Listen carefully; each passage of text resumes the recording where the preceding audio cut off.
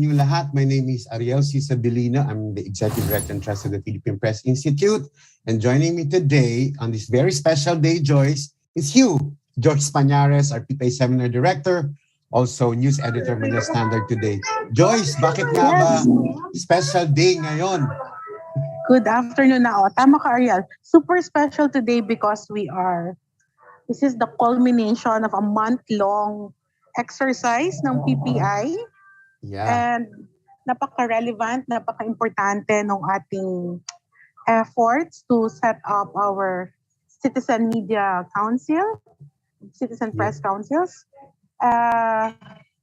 So yun, tingin natin this is the way to move forward. Correct. And just to refresh them, the whole month of June was actually dedicated in having face-to-face with our members muna for the PPA News Commons, and the second part was actually reserved for prospective members of the council until we left them to be on their own and to discuss, to para i-convene yung prospective naging members talaga ng council. Today, we are going to meet them, although hindi pa natin sila oath-taking kasi 2 of the 3 press councils do not have officers yet, but congratulations to the 3 of them. Congratulations to Iloilo kasi talagang bumuo na sila ng press council. So as Joyce mentioned, napakahalaga ng isang pagbuo ng isang Media Citizens Council, hindi lamang dahil ito ay compliance or a requirement ng PPA, pero it's a long overdue plan of the Philippine Press Institute at alam niyan ng current chairman ng Philippine Press Council under the Philippine Press Institute, Attorney Tony Lavinia, who is going to be our resource person to keynote our program today. And also the previous chair before Attorney Tony Lavinia was, of course, Professor Gary Mariano. And Joyce, I must say, I have to say our gratitude, extend our gratitude to those who took time really para mabuo itong media council na ito. And I'm talking about the fellows ng ITP, yung umattend po ng ilang months or probably 1 year ng fellowship program under Sweden or SIDA, under the tutelage of Sir Gary Mariano. Ay, meron po tayong music. Meron tayong music sa background. Ayun, under the tutelage of Professor Gary Mariano, who joined the 8 fellows, the 8 Philippine fellows sa Sweden. Pero before that, nag-usap-usap kami, Joyce, kasama ka na rin, kasama din ang Philippine Press Institute, kung anong pwedeng maging project natin sa isang international program. At swak din ito, Joyce, sa pinag-usapan nating isa sa mga programang gusto natin gawin for the longest time, hindi natin magawa. But really, hindi po yung maging posible if not for the support and generosity of, sino Joyce? Seidel Foundation. Of course, nandito si Caroline Lee or Carol representing Seidel Foundation on behalf of its resident representative in the Philippines, Attorney Guts Heineke, who is going to be on his last year, Joyce, di ba? So, yes, this is the last year of Sir Guts Heineke here in the Philippines.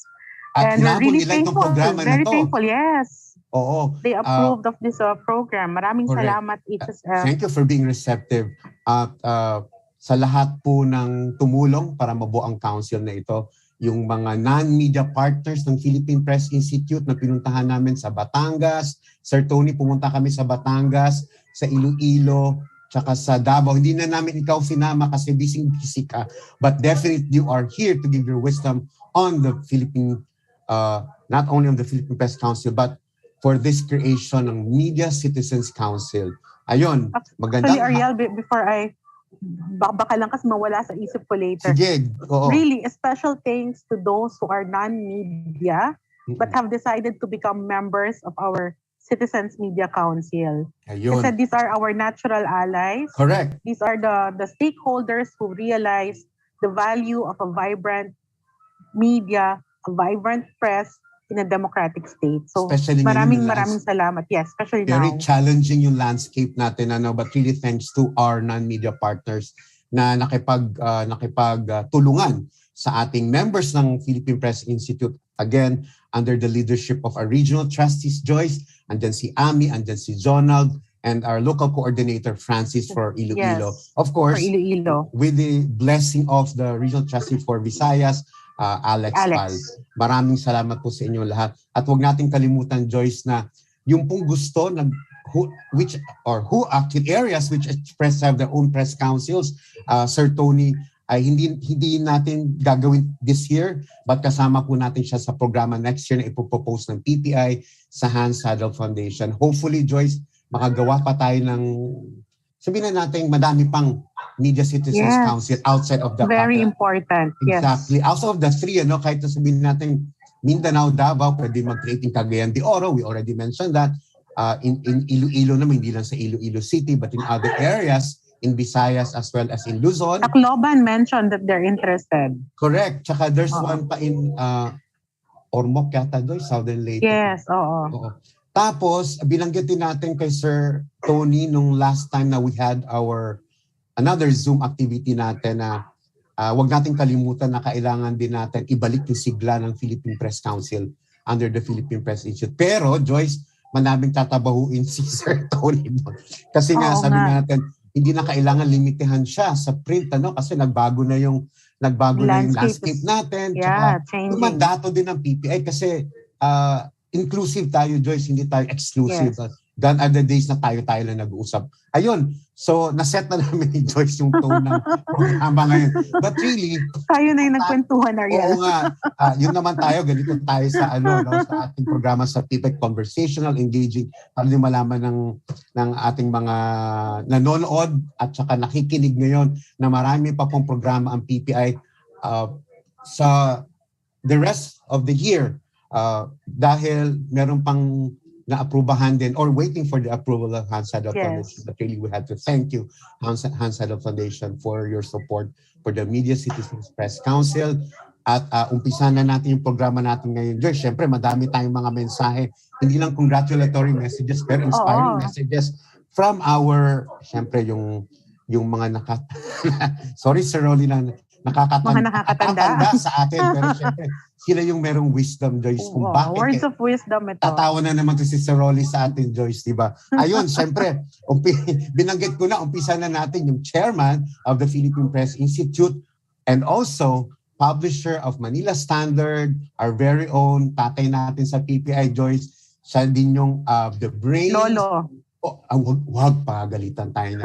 The brains behind the PPI News Commons. Kasi yes. Joyce, binanggit natin lagi. Lahat ng programa natin sa PPI convergent. If we talk about Media Citizens Press Council, hindi pwedeng ihiwalay yung economic welfare. Andyan yung PPI Commons natin. But that's another story. Full blast na tayo nun. So ina-advertise din namin ang PPI News Commons natin, financially care how to contact us for your ads. Dito lang po kami.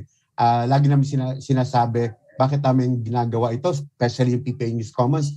We have to keep the community press alive. Ayan po ang aming advertisement on the PPI News Commons natin.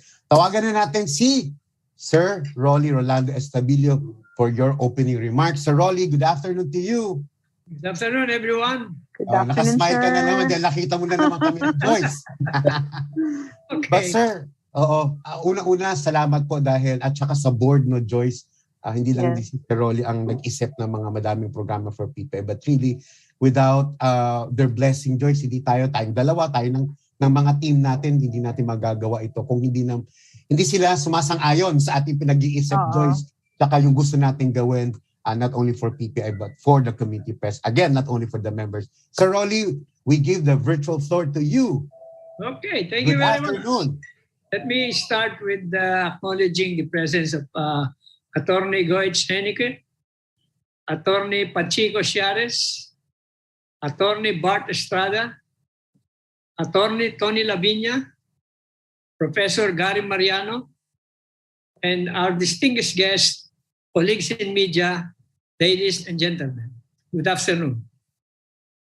There's only one way for me to begin this happy occasion, and that is to extend my warmest congratulations to each and everyone involved in the formation of this Regional Media Citizens Council.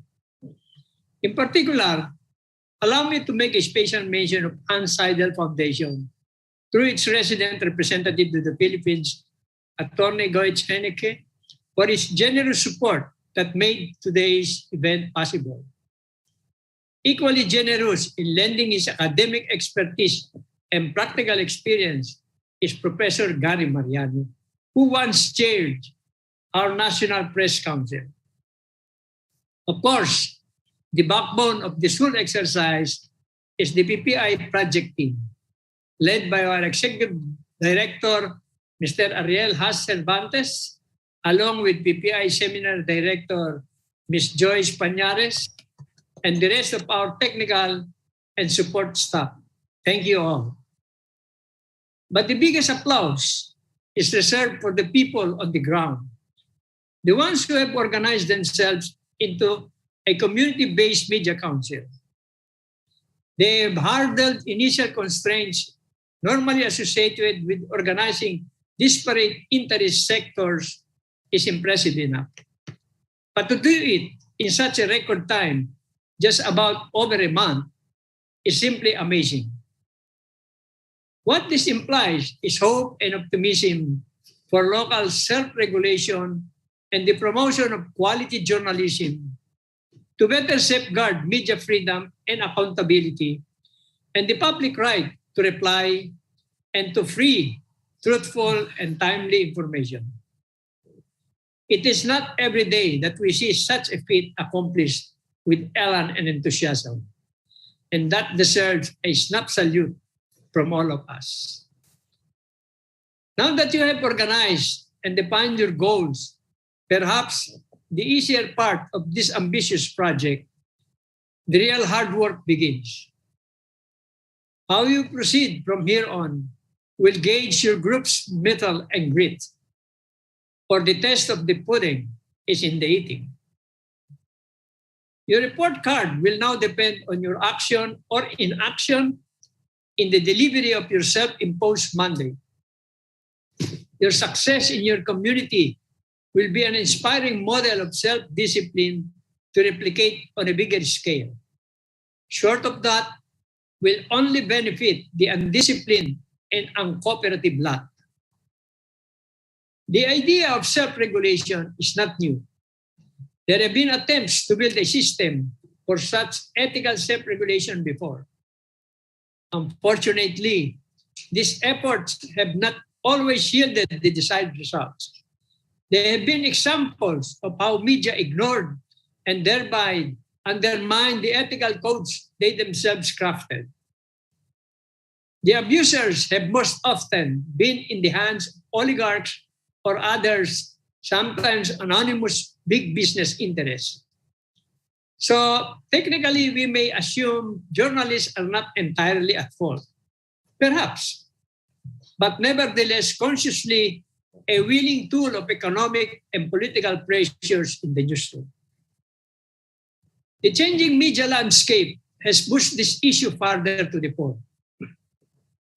The traditional media have felt the pain of the global economic crisis. Jobs have been lost, funds for training and in-depth journalism have been cut, and there is precious little space, if any, for research, checking, and original investigation. The emergence of new journalism in the form of bloggers, Twitterers, YouTubers, and other SOCMED communicators has surely added eyewitness accounts to our all. We acknowledge, though, that at this stage, there is still that caveat in treating the new media as they have yet to be fully trained and aware of the extent of their responsibilities. But they ought not to be ostracized, as are wont by the self-righteous. Their presence in our midst is the sign of the future that actually is already upon us. In a freewheeling democratic space, there is no one-fits-all self-regulation model that can readily be adopted anywhere. Each media council then will have to find the best practices to deal with its unique situation. Each will have to find solution it can tailor to the case at the bar. And as each tries to pass judgment, it will serve in good stead to remember that journalism is not free speech, free expression. It is constrained expression, and it works in a framework of values and ethics, in a framework of professional standards given in the Code of Ethics for Journalists. Keeping that in mind will put us in check against the arrogance of a, quote, free press. Just because the press is free, it has the license to report, write, or publish anything to its liking. That is not carte blanche to independence guaranteed by the country's charter. That is why there are laws to protect others from defamation, discrimination, and hate speech. That is why we have media councils to self-regulate and allow a complaint mechanism to deal with justified concerns from the public. That is why we share your burden and hope as you pursue your mission, which, in my book, is nothing short of heroic. A mission endowed with a public purpose, one that has to be done in the public interest, which is very much aligned with what journalism is all about. To each and every one of you, good luck and congratulations again. Good afternoon. Good afternoon, sir. Thank you very much, Joyce. So many takeaways there from the inspiring message of our chairman. Andyan na yung self-regulation, andyan na yung mga challenges na Tsaka binanggit niya in record time, ano? In record time. In a month, or more than a month, nakabuo ng Media Citizens Council ang Iloilo, Batangas, and Davao. Siyempre, hindi naman yung agad-agad pero talagang pinaghirapan, nag-debate, probably Joyce, nag-brainstorm pa with the help of so many people involved para ma-convene yung council members. So Joyce, anong takeaway mo kay Sir Rolly? Kasi binanggit, the arrogance of a free press, andyan yung hindi nagawa yung mga dapat gawin. Siguro, Ariel, kung meron mang main takeaway talaga doon for me, it's that the only way for us to survive is to do better. Do better in all aspects, ethically, in our craft. That's the best protection that we can have. If we do better, if we shape up. Kasi hindi naman natin pwedeng sabihin na perfect yung system natin. Correct. Exactly. Marami ring lapses, maraming abuses. Sabi nga niya, yung code of ethics is observed in the breach. Diba? Yun yung lagi niyang sinasabi sa atin lagi. So, kaya napapanahon yung press councils at napapanahon na expanded siya. Hindi lang tayo, but with other stakeholders. It's not just to protect us, but also to help us shape up. Correct. I think, Joyce, which is also exactly the point of our training programs, year in and year out. Yes. It's not just about convening and gathering members of the media, journalists for a particular thematic training, but I think what's important after a training is that they echo and re-echo, and that something good happens in every training na, whether it's physical, hybrid, or online, especially puro tayo online yan. Ang hirap nung, of course, we don't monitor, but I think the best way really to find out kung nagbago sa sistema, sa structure, sa practice, particular Joyce sa newsrooms, is to talk to our members. Sinasabi ko lagi members kasi madali natin silang nakausapan. That's exactly the point of going around the country, whether it's via Zoom or hybrid, kasi kailangan natin to check on them, not to monitor Joyce, but to check on them how they're doing, especially this time pandemic na pinag-uusapan natin yung the struggles, yung challenges ng each particular journalist. Hindi naman very important. No, we have to regain the trust of our audience. Kasi yun yung isa sa main issues natin The trust seems to have been eroded. Yeah, right. And slowly napupunta siya doon sa mga tao who are peddling disinformation, misinformation, instead of sa atin who are, working journalists. So by doing this, hopefully, yun ang tunguhin natin. Yeah, and that is, yes, Joyce, and that is one of the essentials of a Media Citizens Council, right? Yes. At this point, binanggit na natin, hindi natin ito mabubuo kung walang suporta ng isa sa ating napakahalagang institutional partner, Hans Seidel Foundation. Let's call its program coordinator on behalf of its representative. We say hi to Attorney Guts Heineke. Please welcome Caroline Lee. Good afternoon, Carol. Hello, good afternoon. Good afternoon, Ariel. Good afternoon, Joyce. Hello also from Mr. Guts Heineke. And it's a wonderful Friday afternoon here, sunny afternoon, I mean. And it's really good to see all the Media Citizen Council members here in the room today. And I understand we also have viewers online via live stream, right? Yes. Yes. And briefly about also a good afternoon to Mr. Rolando G. Astabilio and the lineup of esteemed speakers we have for this afternoon. For those who are not so familiar with the Seidel Foundation, I'll just give a few words about it. It's a German non-government organization based in Germany, and it has been active in development cooperation work here in the Philippines for around 43 years now, working with local partner organizations in building up democracy and good governance. And that is also why we're really glad to be working with the Philippine Press Institute. We also work with other local partners such as the alternative law groups, the Philippine National Police, the Department of Justice, the Pimenta Institute for Leadership and Governance, the Commission on Human Rights, National Commission for Muslim Filipinos, amongst others. So back to today's activity. This is actually a fitting culmination of the activities we've had. First, been initially online. February, March, and April, we had online activities with in the regions. And finally in June, we had this series of in-person activities. Professor Mariano, I believe, was also there with each activity.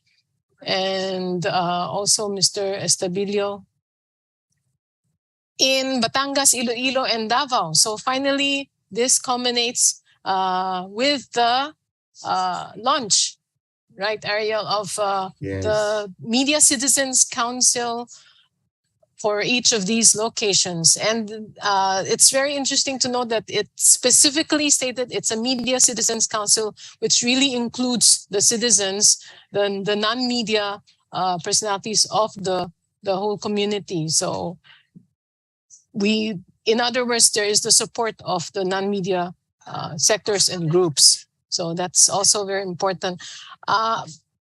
Actually, there's hardly much to add to the very profound message of Mr. Estabilio, which pretty much covered every base. It's really important, I agree, for us, for the public, for the media also, to be able to adapt to the ever-evolving media landscape. And this establishment of these councils will help hopefully also in that direction. And also, that's the reminder of the importance of accountability and responsibility, and on all for all sectors involved. Yeah. So aside from that, I would just like to take this opportunity to echo again the thanks extended to all those involved in making this possible. Those on the ground in Batangas, in Iloilo, in Davao. It involves a lot of hard work, which we will hardly see beyond these rectangular, rectangular shapes here. There's a lot of legwork involved, a lot of coordination, and those who have done that before understand what really, how much it takes and to make such things work, to organize it on the ground and all the work that goes into it. So thank you, everyone. And of course, many thanks to everyone in PPI who led the initiative, who really have been seeing it through. I heard that you've been working on this for 1 month in record time. Congratulations to everyone. That's absolutely remarkable. And here's wishing everybody success and continued progress with this initiative. Thank you very much for everyone's commitment and dedication, especially those the local councils. Thank you very much, and wishing you all the best. With that, let I turn the virtual floor, Ariel, back to you. Thank you. Thanks, Carol, for joining us today. And very important you mentioned about yung commitment. And thanks really to the commitment of Seidel Foundation para mabuo tong Media Citizens Press Council na ito. Media Citizens Council, tongue twister, George, no? Nakakabulol. But we'll get the hang of it. Ariel, yeah. Sabi ni Carol, it's really a record time. Nawawala si Joyce. Oo. Lang natin sabihin na that month of June was a crazy month. Yeah, crazy month. Yeah, Batangas, and Davao. And on the side, Joyce, nagmi-meet na yung each council, ano? Siyempre hindi natin alam kung paano sila nag-meet. Sorry, can you hear me now? Choppy, Joyce, nawawala. You have to fix your connection. Baka, oo. Sige, fix mo muna yan. Kaya mo yan. Yun nga, Sir Gary, Sir Rolly, and Sir Tony, nabanggit ni Carol kanina, baka merong apprehension at first, reservation, baka hindi kaya, Sir Gary, di ba, na bumuo ng Citizens Press Council. But really, at the onset, we really made sure, Sir Tony and Sir Gary, na na-appreciate nila what a press council is. Yun na importante. Bago pa nila gustong mabuo yung isang no imposition from him. As I said from the very start, hindi namin sabi, magbuo kayo. But really, it's a continuous engagement with, una-una, meron munang public forum. Pangalawa, merong second level of discussion. And pangatlo, yun na yung pumunta kami on the ground talaga physically. So, may proseso po ito. For those who are watching us right now na hindi pa gano'n naiintindihan, ano ang importansya ng isang press council or Media Citizens Press Council, ganun po ang prosesong pinagdaanan ito para mag-move. But of course, it goes a long way pala para magkaroon din ng Philippine Press Council in 1992. Ito ngayon, we're going local na, di ba? And maraming salamat po. So, Joyce, I'm looking at our attendees in the Zoom. Hindi ko makita sa Attorney Ciares and Attorney Bert Estrada, but just the same, I'm mentioning them because Attorney Pachico Ciares, Executive Director of Cebu Citizens Press Council, based in Cebu City, really commended the efforts of PPI in his first attempt to create the local press councils. About second attempt ito.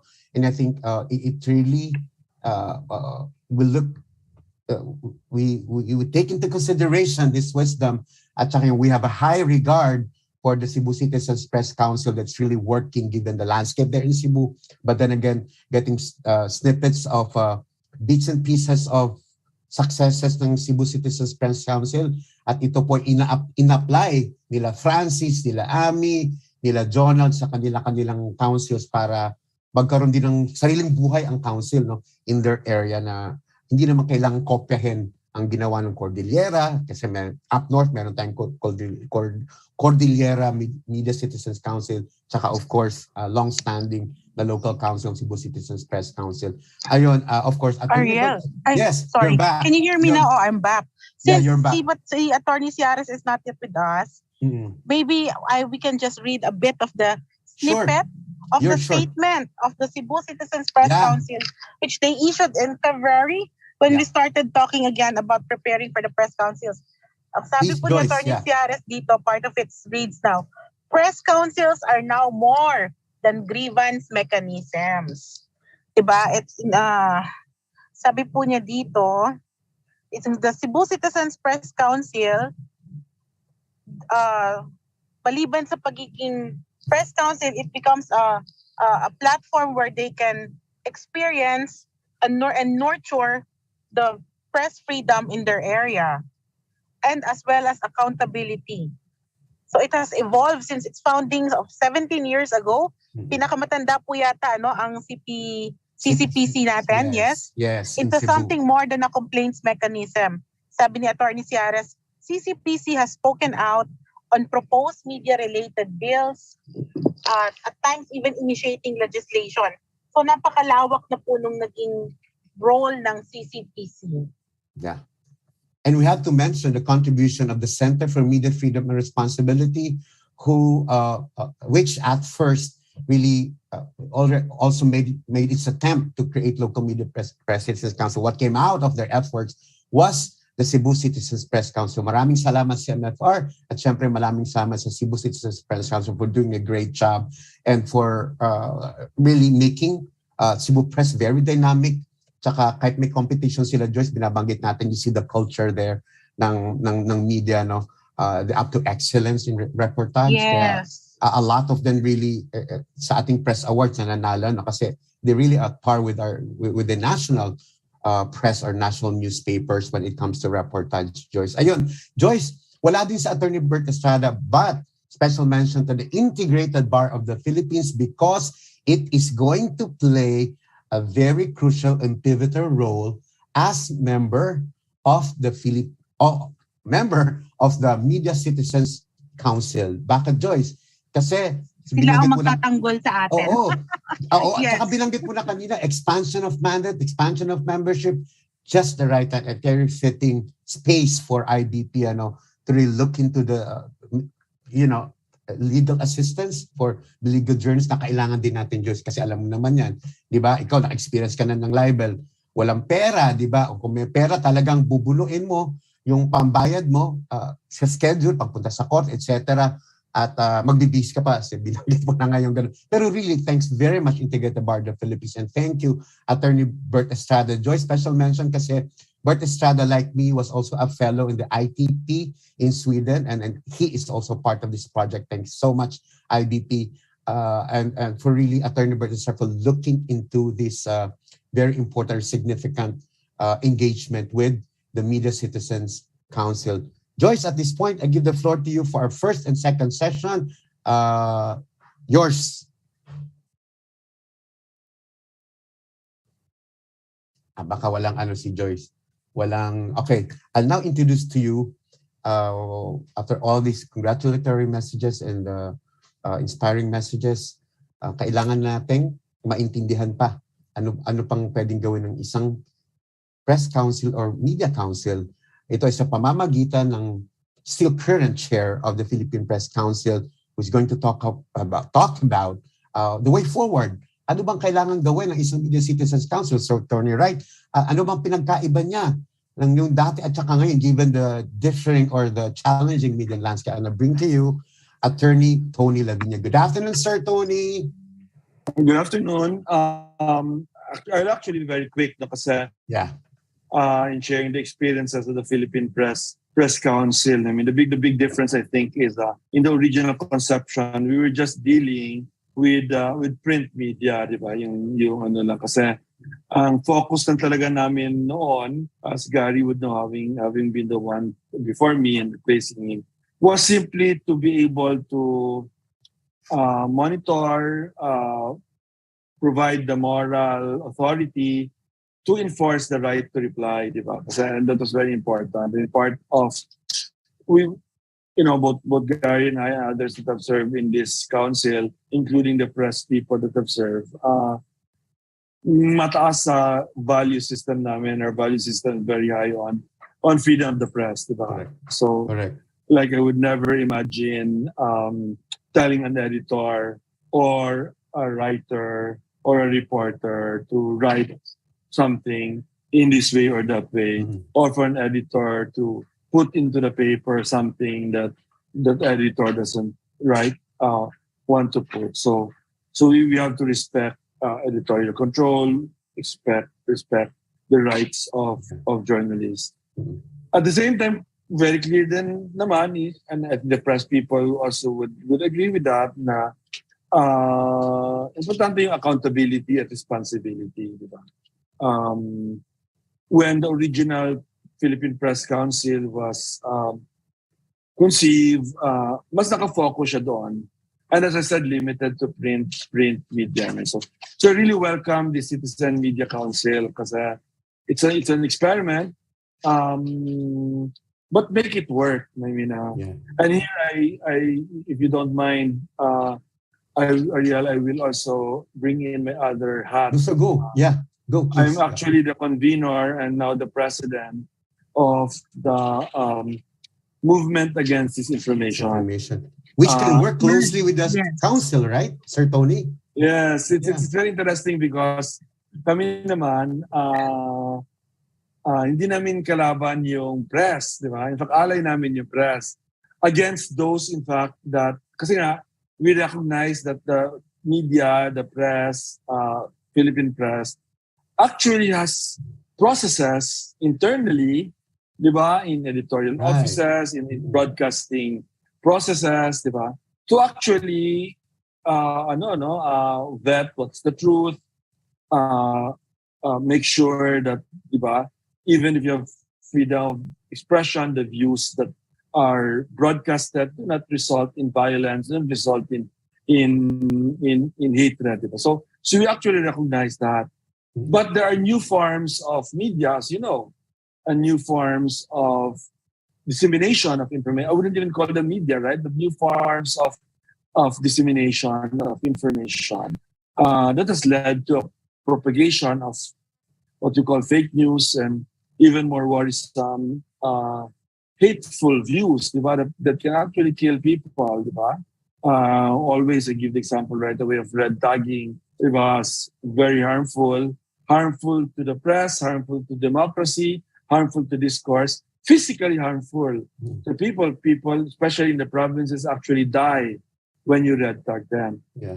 So the movement against information, we founded that on the basis of actually finding this alliance with all interested stakeholders and citizens, so that we can get our discourse in a proper place, correct, in a better place rather, that's dynamic, that's engaged, but also respectful. So having a media and press, a citizen council is really good in the places that you now have them. Yeah. Obviously, I would be interested in your plans about how to engage other community press, other cities as well in the Philippines. I mean, because it's very important to have them in as many places as possible, and encourage Philippine Press Institute to make sure that this happens. So, so congratulations. The interesting thing, Gary, I'm still the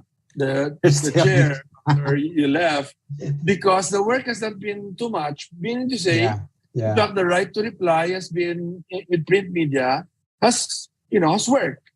Because I always, as a lawyer, my view is if a case doesn't come to me, that's good. That's because things are working below, right? So, but this type of engagement is even better that you now have with the Citizens Council. So, congratulations, and you have my full support. But I do think that I should not be a lifetime chair of the Philippine Press Council, Ariel. You will convene. Let's schedule that, sir. But Sir Tony, before you leave, and thank you really for gracing the program today. Your wisdom really counts a lot. What do you think is going to be the challenge of a local media citizens council now? Let's say there's repression against media, against the flurry of disinformation, infodemic, at lahat pa ng problema kinakaharap ng isang media. You've got economic welfare as well. So ano pang magiging role as recalibrate yung work ng isang media citizens council? Ang pinakamahalaga yung inclusiveness, no, ng council, ng members, hindi lang ng members but also in reaching out, diba? So non-partisan nature, napakahalaga din yung non-partisan nature. Non-partisan nature hindi ibig sabihin hindi pumapanig sa katotohanan. You have to side with the truth. But don't side with any politician in particular or political group. Yan ang definition ng partisan. You can side with the truth, you can take positions, diba? But don't side with a political party. Don't side with a political personality. In other words, do not make a politician a member of the council. Well, you shouldn't really do that. I mean, and we did not, sir. Yes. Wala po talagang politiko na member. Joyce, Very good. Just moving forward also before I close this session with Attorney Lavinia, what do we do about, because one of the advocacies of the press council and the local media council is the criminalization of libel, which really, now, ilang years na ito, pinag-uusapan ito. What do we do about it, Attorney Lavinia? Well, concerted lobbying naman talaga yan kasi that's it. Or maybe another way is legal approaches can also work. Supreme Court recent cases bodes well. Very strong. The Tulfo case. There've been other cases. So maybe if the Supreme Court also, you just have to challenge. Obviously, the most interesting case that's going to come to the Supreme Court at some point will be the Maria Ressa case, right? So, but I'm actually quite convinced that she'll win the case. She and Ray will win the case hands down. I mean, but lobbying for it is also very important. Yeah, and speaking of lobbying, Attorney Levy and Prof. Gary, again, we are also advocating for a voluntary right of reply, not a legislated right of reply, right? Kasi di ba may pass na bill for ilang years na, andyan pa rin nakabill, but you're really fighting for a voluntary right of reply because that is an essence of the Media Citizens Council, right, Attorney Lavinia? Yes. Yeah. Yes. All right. Joyce, meron ka pang tanong for Chair Lavinia of the Council? Siguro, ang gusto ko lang sigurong tanungin, Ariel, in particular, ano kaya yung sa tingin ni Sir Tony, pinaka-pressing na dapat gawin ng mga non-media members ng ating citizen media council? For example, in Davao, Sir Tony, we even have representatives from IPs. We have from academe, we have from religious, business groups. Ano ba yung pwede nilang kaagad-agad o kagyat na gawin para mapakilos natin itong press council? Well, una, napakalaga ng capacity building, di ba, ng groups themselves. So they actually know what to monitor, what to engage with. But getting in touch with their constituents on ano yung pressing issues. Well, nabagit mo lang bawa, indigenous peoples, grabe ang ginagawa sa mga lumad sa Mindanao. I mean, I'm also a lawyer of lumad teachers, lumad schools, and it's incredible. And it's incredible also how media has played a role in just red tagging indiscriminately, ruining lives of children, not being able to go to school for years because of that, diba? So be sensitive to the issues that are important to your constituency, and then help build the capacity to actually engage there in your media councils, so that the voices are heard. This is about diba? The Citizen Media Council is about getting voices heard that are otherwise not heard. Exactly. Because they don't have the power to be heard. True. So this amplifies the power. So I so welcome it. Yeah. Having said that, hats off to the Davao Citizens Media Council kasi naisip nito nila Ani, no? Nila Sir Tony Peralta. Magaling kasi sabi nga natin, George, iba-iba naman yung landscape or terrain. Ami's there. Hi, Ami. Congrats. Hi, Ami. Hindi pwedeng what works in Cebu, not necessarily work in Davao. Importante din yan, Ariel. Yes. In sa Pilipinas, one size doesn't fit all. Correct. Diba? One size doesn't fit all. So importante yun.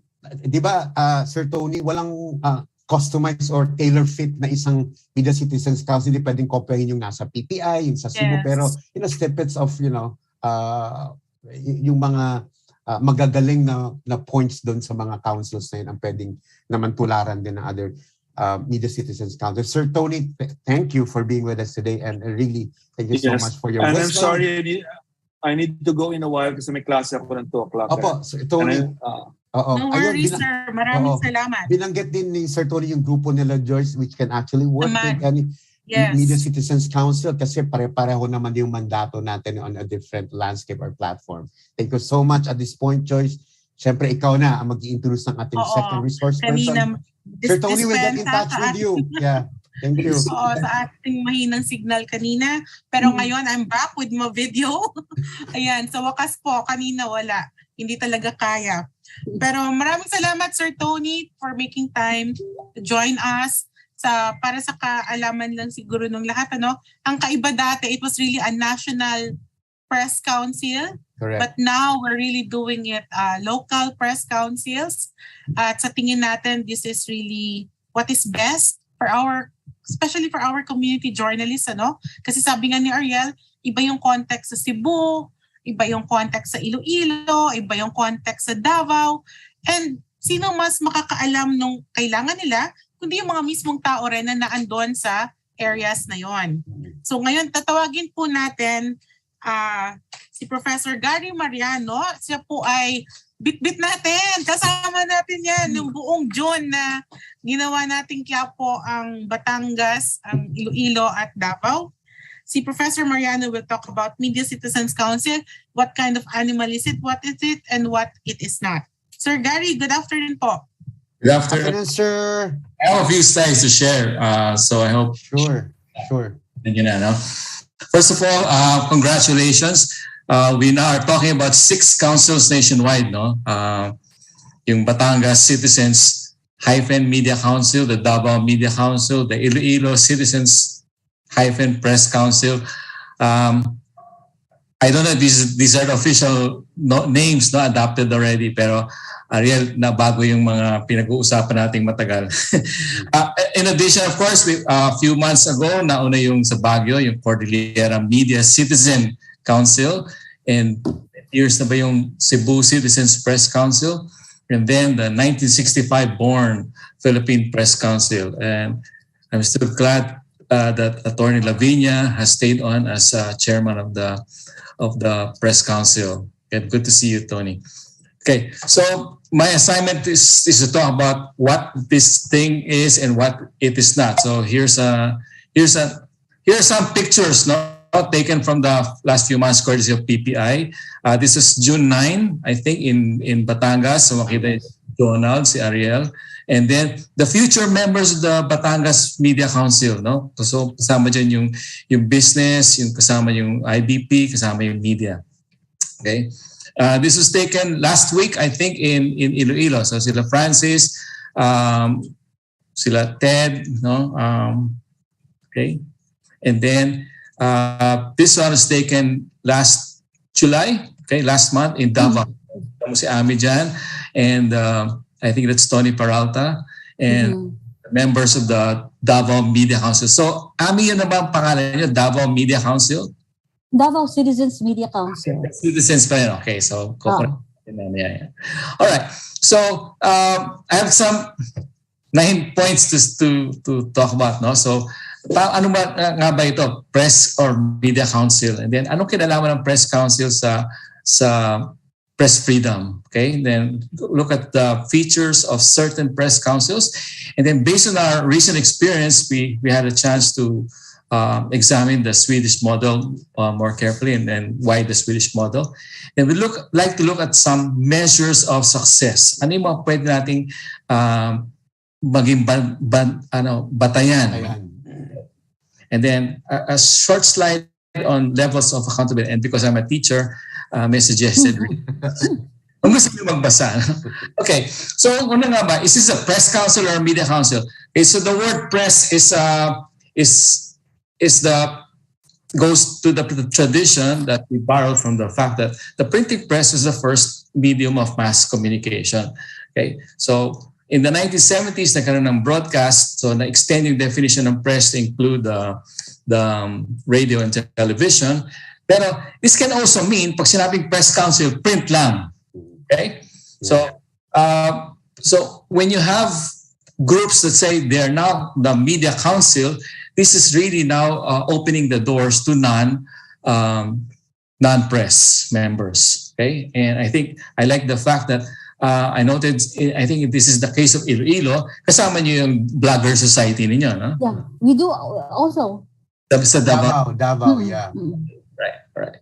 So, original concept of the press council. This is from my 41-year-old article by Kuldeep Rampal. Sinabi niya, press councils are created by the press and for the press. Okay? So this is an old definition. More recently, we have this group from the University of Missouri. Missouri is the oldest university that teaches journalism. No? Sabi niya, the councils are now capable of adjusting to various cultural contexts at various levels of society. So hindi na lang isang klaseng press council, hindi lang isang klaseng media council. No? So this can be whatever the community wants the creature to take form. No? So meron self-determination dito. So hindi na yung manggagaling sa taas na ito lang ang press council. Okay. So a few things to note. No? Bakit tayo may self-regulation? I think Attorney Lavina's talk was called The Only Way to Go. Yes, it's the only way to go kasi hard choice tayo between state intervention, okay, versus absolute freedom, which is of course can result in chaos. Okay, I'm noting also that the freest press systems in the world have existing self-regulation mechanisms. Okay? And then the emphasis is not only on freedom, but also on responsibility. We know that from Spider-Man. Okay. Now, from recent data, 8 out of 10 of the RSF countries, the top 10 RSF countries have press councils. Hindi ko lang makita yung Costa Rica at saka Liechtenstein, but all of them have these press councils. No? Okay.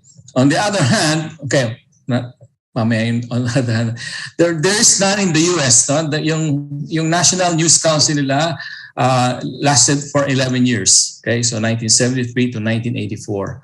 Of course, the US is no longer the freest press in the world. No, they're number 42 out of 180 countries. Now, on the other hand, most of the bottom 10 RSF countries don't have press councils. Okay. Merong Myanmar Press Council. Myanmar is also ASEAN, no? But Myanmar is 176 out of 180. And then sa China, walang press council, although Hong Kong has press council. And the Hong Kong press is now described as a country in crisis, no? As far as the press freedom is concerned. Okay, so you get the trend here. And in Southeast Asia, almost everybody has a press council, excepting Brunei, Laos, and Singapore. Okay, yung sa Malaysia, it's a proposal, no, but they're seriously talking about it.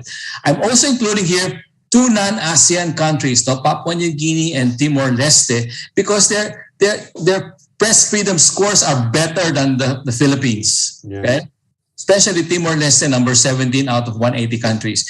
Timor-Leste and Papua New Guinea have press and media councils. Okay. All right. So what is the objective of a press council? No? Most scholars refer to this as a double protection. No? One is to protect press freedom, and the other is to protect the public against abuses of the press. Okay. So how can a press council or a media council protect the press? Of course, the objective is to prevent state intervention, either actual regulatory control or from unfriendly or hostile legislation. Okay.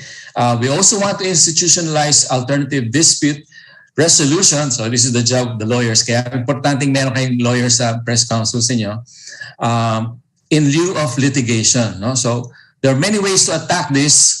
You can go through the DOJ, through the Supreme Court, through an executive order, or siguro ideally to get legislated. No? Na kapag ang kaso ay hawak na ng media council, hindi na pwede magdemanda, or bago magdemanda, daan ka muna sa media council. Okay. We're also looking at possible positive side effects, which are the criminalization of libel and hopefully an end to the impunious extrajudicial killing of journalists and violence against journalists. Okay. On the other hand, this will protect the public against abuses of press freedom by upholding media ethics, raising professional standards, making available continuing education and training, and generating and restoring public trust in media. Merong recent data ang ang Pulse Asia na sinasabi na hindi naman talaga daw nawala ang trust. Andiyan pa rin yung trust. No? Let me get hold of that data. Okay. Now, what are these features of media councils? Okay. Yung iba, mandatory. I think most of what we have right now are voluntary. Wala naman nag-utos sa inyo kung magtatayo na kayo ng council ninyo. Although the Philippine Press Council itself has a mandate, a legal mandate from the government, and this is in RA 4363. Okay, may rider provision doon na sabi kailangan magtayo ng Philippine Press Council. Okay, this is a 1964 law. And second, in terms of composition, in some countries kasi the Press Council is an official body. Okay.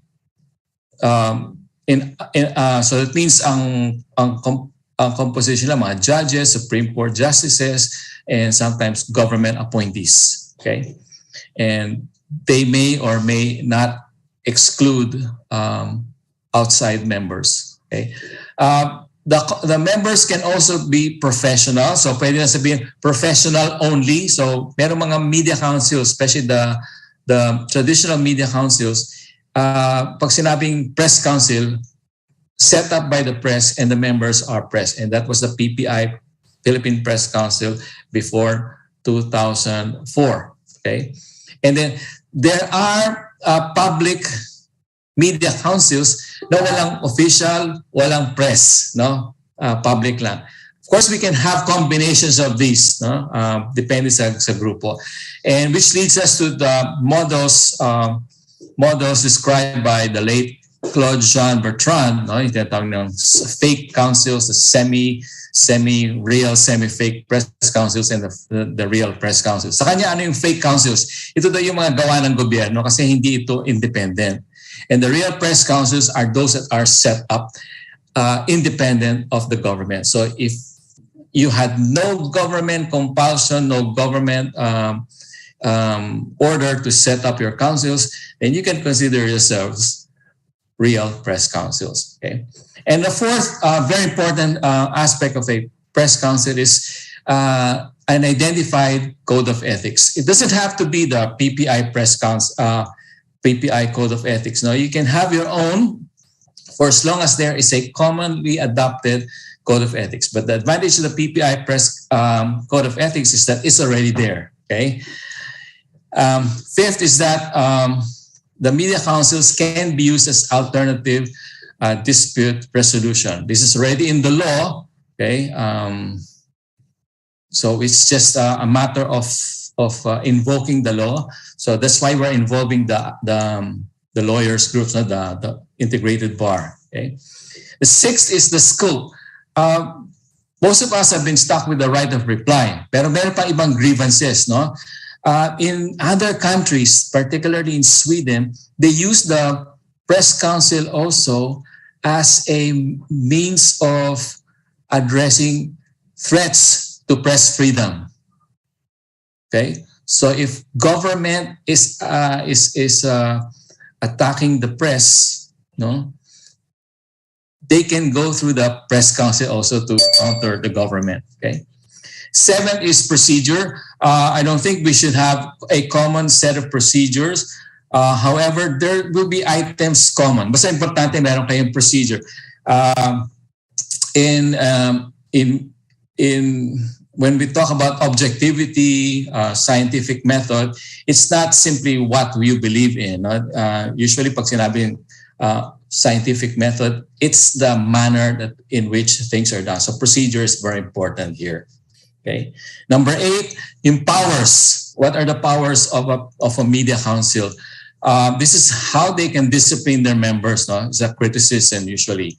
Hardly any media council will issue fines or order imprisonment. That's beside the point, and that's not part of the scope. No, so it's mostly just criticism. Okay, and then. Number 10 is funding, of course. You can get public or private funding. Okay? All right, so let's take a quick look at the Swedish model. No, we chose Sweden here because we've been exposed to the Swedish model for the past 8 months in grupo namin ni Ariel. Sweden is the number 3 freest worldwide. No? Itong positions na ito nagbabago-bago lang. Norway, Sweden, Iceland. No? Sila-sila lang yung nagpapalitan dyan. Okay?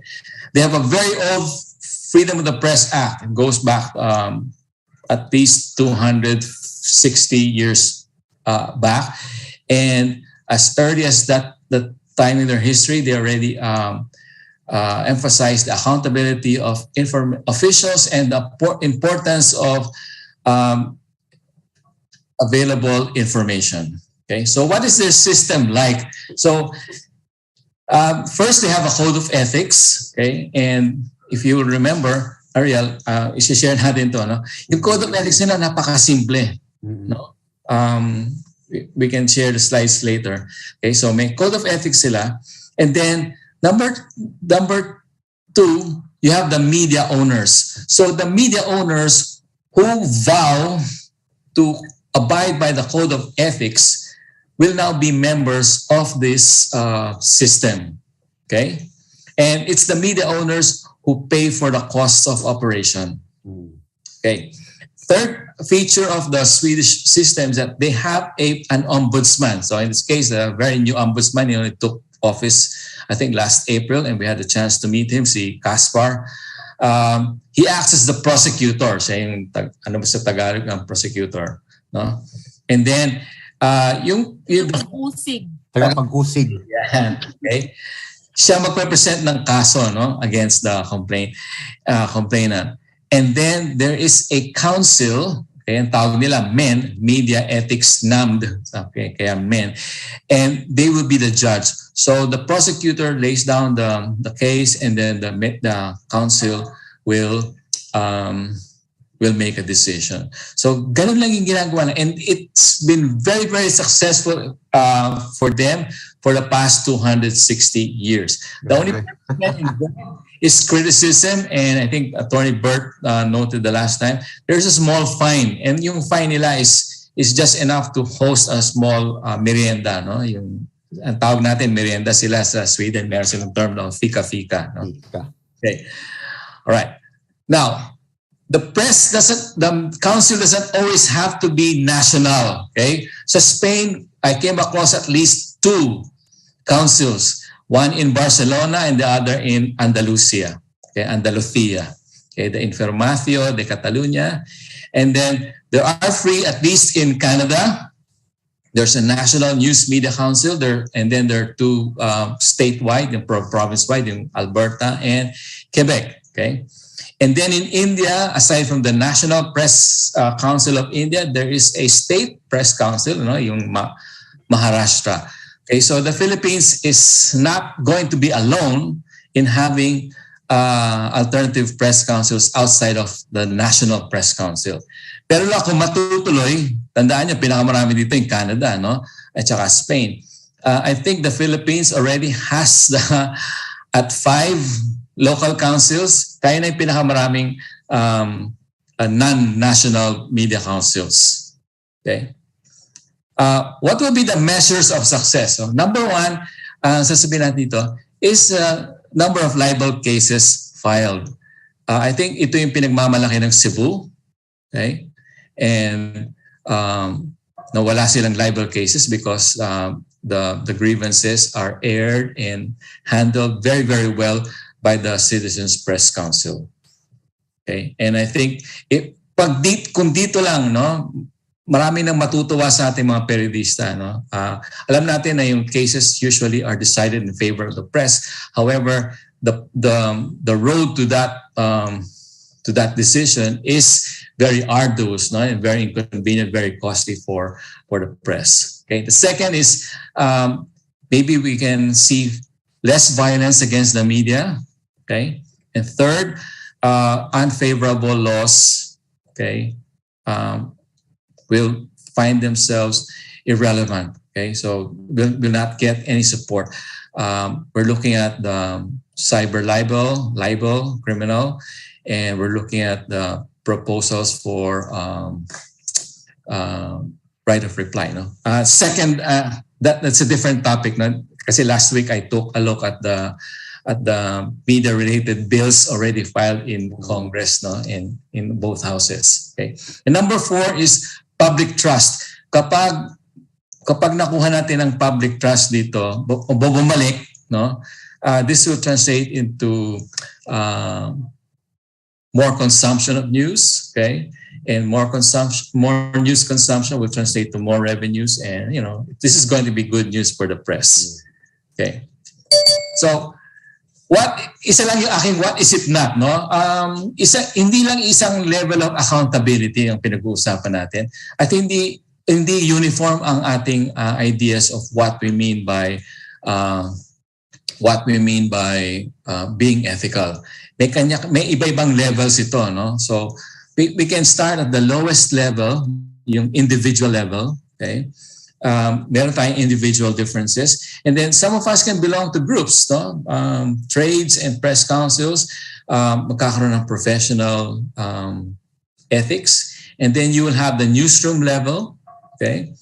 And then you can have the transnational level. So what we're looking at here is that the possibility of having at the personal level different feelings. Hindi ibig sabihin na isa lang interpretation natin, no, sa ethics. Remember that the trickiest ethics questions are not the clear-cut good or bad cases. Alam natin ang sagot dun, no? Yeah. Ang pinakamahirap sa ethics ay yung hindi mo alam kung paano mo gagawin. Okay? And there will always be pros and cons in the argument. Kaya importante sa ethics at the newsroom level is pag-usapan ng editor at saka ng reporter ang gagawin. And when they make a decision, they will be ready to explain, to be accountable to the public about their decision. Okay, so here are my suggested readings. Mabilis lang ito kasi yan, and then online resources. Ang dami niyong pwedeng basahin, ano. And I will suggest that you get in touch with this group called Accountable Journalism so that they can catalog your counsels. Okay? So I'm sure hindi niyo ma-memorize ito, kaya meron akong QR code kung gusto niyo kunan ng picture. You can get a copy of this presentation. Okay? Yeah, please, Sir Gary. Yeah. Yes, so I will end here. Tsaka lahat ng clicks dyan, clickable, no? Pati yung mga readings, just click on them, makuha nyo na yung mga articles. So I end here. Ayun. Maraming salamat, Professor Gary Mariano. Joyce, do you have a question or questions for Sir Gary? Sir Gary, siguro, bago yung tanong, I really like to commend that slide of yours, in particular where you said that it's a double protection. Talagang napaka-importante nun kasi hindi lang pinoprotektahan yung media, but we also protect the public whom the media serve. Diba? Kaya it's also a call for us to become more responsible in our work, ano? Siguro, sa tingin niyo po ba yung best practices, yung sinabi niyo kanina that some of the freest doon sa listahan ng RSF are those that have media councils themselves. Ano ang correlation niya? Of course, maybe it's too obvious, but just to drive home the point. Ano ang correlation ng having a vibrant media council? We use the proper word, not just the press, but the citizens media council in relation to having a democratic state as well. Yeah. Okay, so you're using statistical terms, ano? So mag-iingat ako. Pag correlation, okay, makita natin correlation. Kapag mataas ang press freedom scores, meron silang media council. But there is no causality. Okay. Okay? Walang causality. Kasi ang Myanmar may press council. Yes, exactly. Yeah. Ang US, walang press council, pero mataas ang kanilang ano. So walang may correlation pero walang causality. Okay. And sa Philippines po ba tingin ninyo gaano siya ka-importante ngayon given our context now? Yung para lang makaiwas tayo sa libel, ano? I think it's very, very important. to have a media council. Although, ako sa bahay nag-grill na ako ng mga abogado dito. Sabi, yung ADR na yan is only for civil cases. What about for criminal cases? I think pwede pa rin pumasok yung ADR concept here by saying that bago pa man lang ma-file yung kaso, dumaan muna. Yes. Maayos na sa media council para hindi na siya ma-classify kung criminal or civil. Yeah. I remember, Joyce, Sir Gary, yung mechanism natin sa the national one, Philippine Press Council, yung complainant, magsasign siya ng waiver. Dapat wag niyang kasuhan. Yun nga, para hindi na umabot sa korte, di ba? In that sense, dun pa lang sa council, na-resolve yung issue. And that's a very good mechanism yung alternative dispute resolution. Sa ngayon, na pwede na natin ipasok sa Media Citizens Council. Joyce? Ngayon, excuse me, if I can add to that, hindi lang yung basta-basta meron tayong internal rule. Maganda yung kakampi natin yung DOJ or Sector. Sila sasabing, daan muna kayo sa Media Council. Yeah. So, Joyce, remember yan din binanggit ng chair natin, ni Sir Rolly, the beginning yung nag-discuss tayo sa office or kami sa office, para magkaroon ng teeth tsaka yung imprimatur council, dapat na-appreciate yung nasa authority, na nasa gobyerno na wag mo nang dalhin sa taas. Dito mo lang, sa baba pa lang naayos yun na yun, di ba? So that's a very good thing kasi unang-una, ang dami-dami nang ang kaso, yung court docket, etc. Dadagdagan mo pa, di ba? So, ayun, nakatulong din ng isang Media Citizens Council para... We acknowledge that... Yeah. Bawala si Joyce. So, sorry. We acknowledge that half the time, nawawala ba ako? Dito pa. Yeah, okay na. We acknowledge that half the time, the libel cases, alam nila naman that will not prosper Pero gusto lang nila mag-bleed company. Bayad ka lang ng bayad nung para sa lawyer mo, bail bond mo. Yeah. Diba? Really harassment on the part of the nag-file. Kaya nga, this is a bad thing for most journalists, especially outside the capital. I mean, outside the urban areas na talagang struggling din yung isang news outfit na walang pang unang-una kulang nga din sa mga resource na binibigay sa journalists, dadagdagan pa ng libel cases, yung mga ganun. So, makakatulong din talaga isang Media Citizens Council. Hindi lang amongst journalists and media practitioners, Sir Gary mentioned, yung non-media stakeholders sa community, unang-una na-appreciate din ang kahalaga ng isang Media Citizens Council, isang komunidad na naka-appreciate ng workings ng media, at nakakatulong sa pag-unlad ng isang community, as we always say. Ayun, Joyce, wala ka ng tanong kay Sir Gary? Okay na, maraming salamat, Sir Gary. Tamang-tama yung oras natin. At this point, it's time to meet each council. Di ba? Ito na yung pinaka-highlight ng ating event ngayon, our groundbreaking event ngayon, or landmark event, as we said in the beginning. At we have to start with, we shall start with, medyo may struggle si Jonald. Hindi personal struggle, Personal struggle sa connection niya, Pero, siyempre, we know that nag-meet na din yung Batangas Press Con. But we have to start with Iloilo. Ayun. The Iloilo Media Citizens Council. Naka-elect na sila. Congratulations to Francis Angelo, who is the chair or president of the Iloilo Media Citizens Council. We now give the floor to him for his reports and update. Hi, Francis. Congratulations to you and to the rest of the board at saka sa council ninyo. Si Francis na nakikipag-chismisan. Francis, ikaw na! Somebody message him, Francis! Hindi pa niya naririnig, I swear. Yeah. Ayan na, I see you. Francis, pinakongratulate namin. Ayun, it's now time for your update and report. As Joyce and I said kanina, it's time to meet the council. Well, first off, yung council ninyo.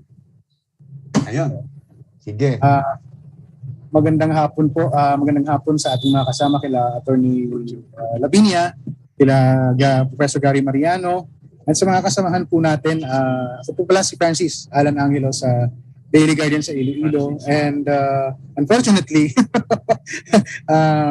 ako po ay napiling mamuno muna, the interim, sa Iloilo Citizens Press Council. Actually, akala namin nauna na yung Batangas sa yung Davao because they were the first to hold their meetings right after the June 15 forum. At kami ang pinakahuli. Pero parang labas kami pang naunang mag-elect. But anyway, congratulations din po sa mga sampu sa kasamahan natin sa Batangas at saka sa ibang lugar na nakapag-organize na kahit paano ng mga respective media or press councils. So siguro po, i-report ko na lang po at pakilala ko na rin lang po ang mga nakasama natin ngayon sa aming council, yung mga present ngayon dito. So ako po yung nahalal na Pangulo muna. Tinatawag namin ng mga sarili namin, mga interim lang muna. Baby steps, infancy stage. Tapos ang aming Vice President po is Mr. Ted Alvin Ong. I don't know if Ted is around. I think mobile siya but he's connected with us. Then of course our Secretary is Dr. Zoilo Andrada Jr. of UP Visayas. Professor Dr. Zoilo, ngayong hapon. Then our Treasurer is Nonoy Taclino of Iloilo Today, an online news platform, and of course the Iloilo Blogger Society because they have a separate group and we decided to invite the bloggers group na rin para at least multi-sectoral din naman ang dating natin. Then ang station manager ng Action Radio Iloilo, Mr. John Portia, I believe he's represented here. He is our auditor. Then our board of directors includes Mr. Jonathan Cabillon of GMA TV Iloilo. And then Attorney Jeremy Bionat, katabi ko po, si Attorney Jeremy Bionat ng Integrated Bar of the Philippines Iloilo. Then, Attorney Ade Pajardo of Panay News. I don't know kung nandito si Glenda to represent him. Then we also have Attorney Eunice Guadalupe of the Iloilo Business Club. Mr. Roderick Tixon of Iloilo Metropolitan Times. Professor Roda Campilan of University of San Agustin. And Dean Ian Espada of the West Visayas State University.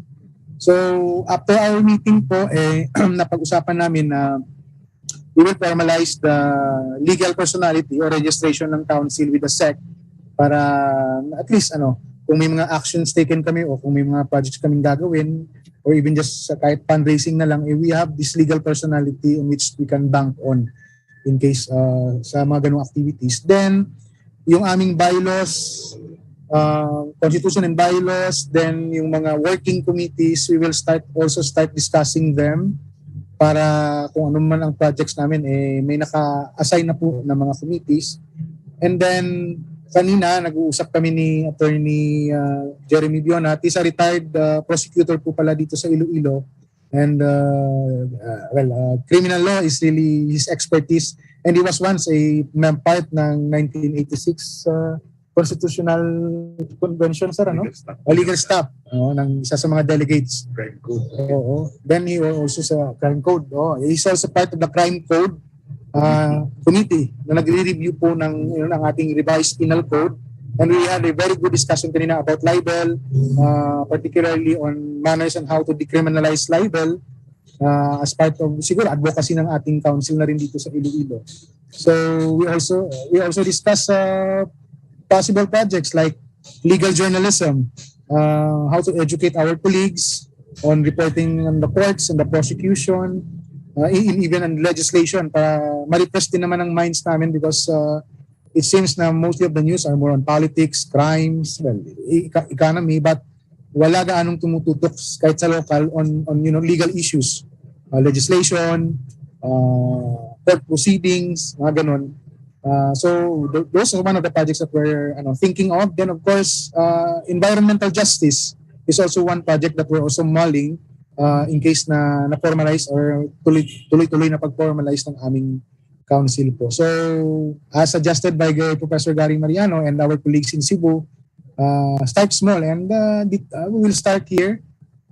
We still have to invite some other outlets, particularly sa broadcast, but eventually, if some of the projects push through, they might be attracted to what the council can offer and how the council can help them, and they will formally join the council. So ano lang muna, konti-konting steps lang po muna, then hopefully with the support of Seidel Foundation, At Attorney Buonat is a scholar of Hans Seidel Foundation. Grantee. No, he's a grantee. So he's very familiar with the Hans Seidel and of course the Philippine Press Institute. Kasama sila Sir Ariel. So hopefully with your help, we can nurture and grow the Iloilo Citizens Press Council. Maraming salamat po. Magandang hapon sa lahat. Thank you, Francis. Gusto ko lang siguro konting tanong lang, paano kayo nag-start dun sa mga unang meetings niyo? Was it difficult? Siyempre kasi purely voluntary. Paano humanap ng... Kasi ito na yun parang proof of concept na natin tong mga press councils natin Tapos nung una parang lagi lang tayo nagdi-discuss na humanap ng common time, mag-assign na lang ng representative kung hindi kaya. Paano yung mga baby steps ninyo noon when you started? Actually po, since yung June 15 forum natin, I only called for one meeting, yung sa election na yun nung Monday, on July 15. Tapos brasohan na lang. Ako yung presidente, gano'n. Hindi, biro lang.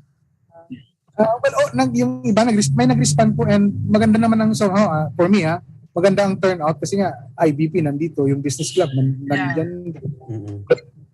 Kaming sa print, then sa broadcast meron din, at kahit yung Blogger Society, yung sa online community, nag-respond din sila, and of course the academe. Talaga yung academe, ang daming members from the academe.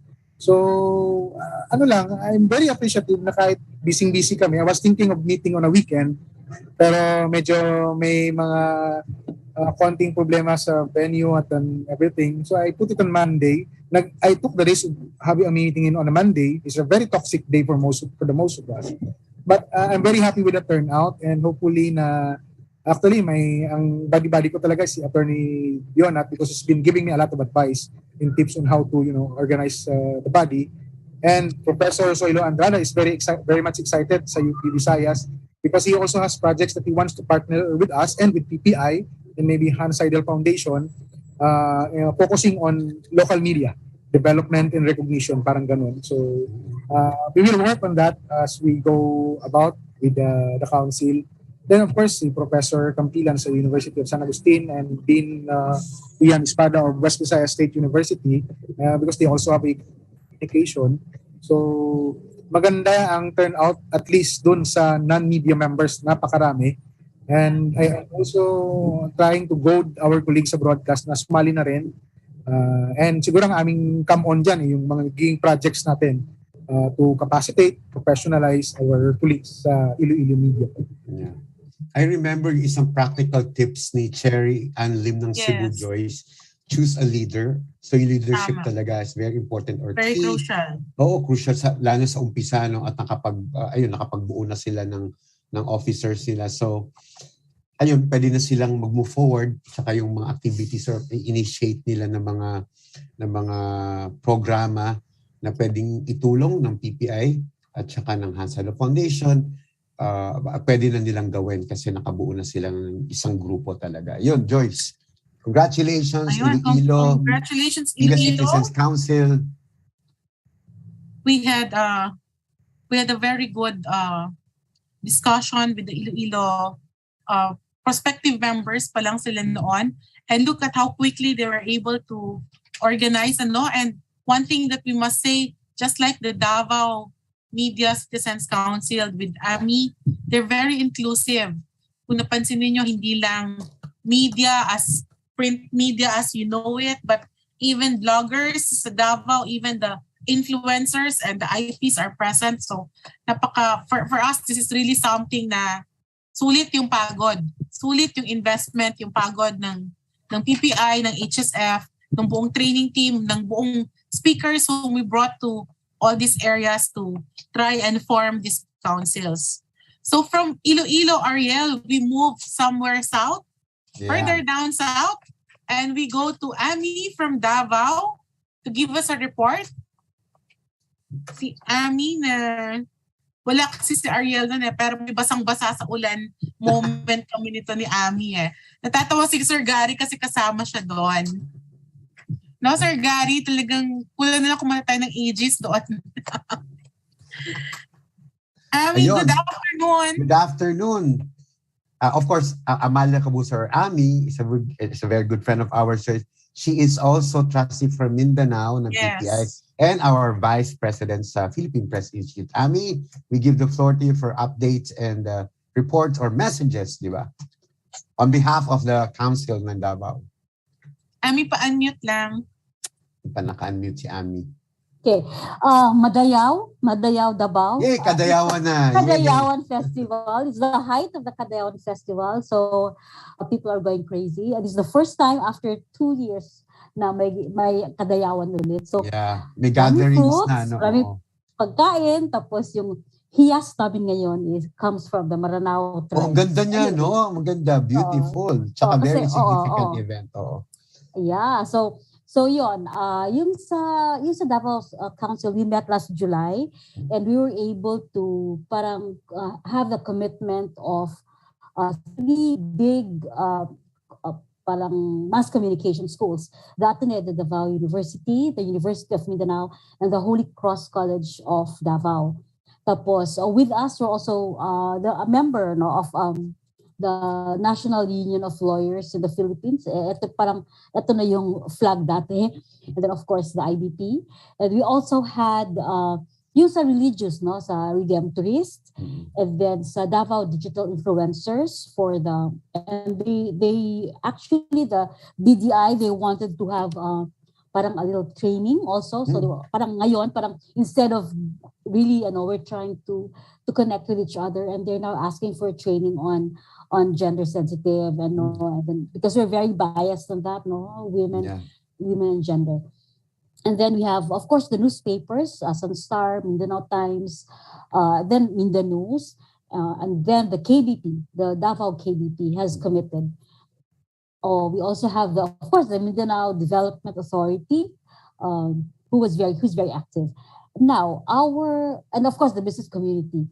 We chose Antonio Peralta, who was appointed as the honorary consul for Finland in the Philippines. So he's now our honorary consul. But anyway, he's very active. He's trying to call a meeting because we're thinking the past month was really very crazy. We had a lot of activities.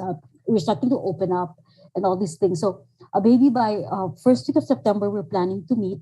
But before that, we wanted to have the oath of commitment by each organization, so that the plan was to present the Davao City, the Davao Citizens Media Council to the press, and there are a lot of people. We talked to a lot of people, and they're very interested. But they're so excited that finally we have that kind of organization here, because we do have a lot of Davao City. Sorry to say, so many is the hub of all illegal activities in the Philippines. For all the people, yeah. So I think this will help, the Davao Citizens Media Council. So that's it. We're planning to meet in September. Try to also present as soon as the oath of commitment has been signed by the members. We will present ourselves to the media. But then we also have an address, it's an official address. It's at the President's Boardroom of the Holy Cross College of Davao. In the meantime, that we can't find our own facility, our own room or building or. Ang galing naman ng Davao, Ami. Meron na kaagad, oo. May office na. Yeah. May office na kami. Oo. The picture that you saw, that's the office. Very comfortable. Malakas ang aircon, malakas ang Wi-Fi. Anyway, but then they also suggested that every meeting, we meet at each, like for instance, Mindanao Times, and the next would be the news, so that there's some kind of ownership to the press council. So that's what they were suggesting. So we have a Viber group, we have a G chat, so we can really just share thoughts, about the media council. And I feel that we're going to flourish, because in fact they're already thinking of how much we're going to from our own pockets how much we are going to spare to be able to have the institute, the Davao City Media Citizens Media Council registered in SEC or whatever form, in whatever form. So that's it. Yeah. Thank you. Thank you, Amy. I think Davao and Iloilo are both going the same route. Having it registered sa SEC, we really want a legal entity for our press councils. Yes. Jonah, I'm not sure if he is able to join back sa Zoom. Wala, because hindi we talaga. also have a meeting, yung mga Batangas media. Yeah, correct. He mentioned it. Yeah, he mentioned to me the last time. He doesn't want particularly. Jonald Reyes is one of the two trustees of PPI in Luzon, and he mentioned like a month back that he doesn't want to limit the council in Batangas City. So I think in that month-long engagement with different sectors, I wanted to expand the council to not just to be exclusive for Batangas City. So that's the update from Jonald. And also another update is because he really has a struggling internet connection. So it's going on and off in the Zoom. So we understand. And it's not a good day for Jonald today, Friday. So Joyce, I think wrapping up this forum and launch on our 3 Media Citizens Council, I think the challenge now is public awareness on the council. Kasi binanggit natin kanina, hindi malalaman ng publiko ng various sectors in the community or communities na merong alternate dispute resolution, merong voluntary right of reply, merong welfare of journalists, merong engagement, yung significant engagement ng media tsaka in different sectors kung walang council at kung walang awareness on the council. So at this stage kasi, we're trying to get the help of a technical team to come up with an ad for the council. So each council or members of the Philippine Press Institute can print or publish the ad for public awareness. Ayun. And also a logo for the Media Citizens Council, unless they want to have their own logo. But you can always come to us come to PPI, approach PPI for any insight or suggestion on your council. Mapalogo man or kung ano man yan. But really, we thank everyone for joining us today, Joyce, and also congratulations again to the 3 councils in Batangas, Iloilo, and Davao. And hopefully, we see more of the councils next year as we are going to propose it in our plan of action next year, 2023. Joyce? Ariel, before I let you go, very quickly lang, please check our PPI Secretariat group chat sa Facebook Messenger. And after you've checked, give me the go signal if I should proceed with what I message you. Oh, yes, please.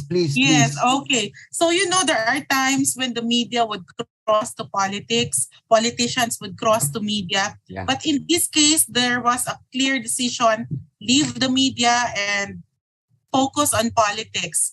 Now, I'm talking about Adrian Amatong, who is also with us. Yeah. He used to be the publisher or editor-in-chief ng isang Media Observer. Publisher? Yeah. Oh, publisher. Oo. Publisher, Ayun. yes, publisher. And also one of the 2 Mindanao trustees, Yes. But of course, he quit already. Adrian, what we want is to hold you accountable and tell you na isulong mo sa Kongreso yung mga legislation that would, protect further media. I think we have, without him committing, we are already committing Adrian as our ally in Congress. No, Adrian, or isulong yung mga batas na nakakasira sa media. Labanan mo yung batas na anti-media at isulong ang batas na pro-media, Adrian, ha? Yan ang sinukumit ka na namin. Yeah. There's a whole list from Sir Gary. He actually posted on Facebook on the list of bills filed in Congress yung may kinalaman sa media, Adrian, our Congressman Adrian, ayun. We have to address him as he is. The honorable Congressman. Adrian Amato. Ayun. Any more comments from our participants or members or comments or questions? I would say Walter, my comment, no law shall be passed. Yes. Yes. Bridging correct. freedom of the press. Go, Ian. Yun ang karugtong. Yun. Oy, tsaka yun, binanggit mo na si Walter. I think Walter also wanted or expressed, Yes, I remember. Yeah, oo, magkaroon in Bukidnon, but let's see in 2023.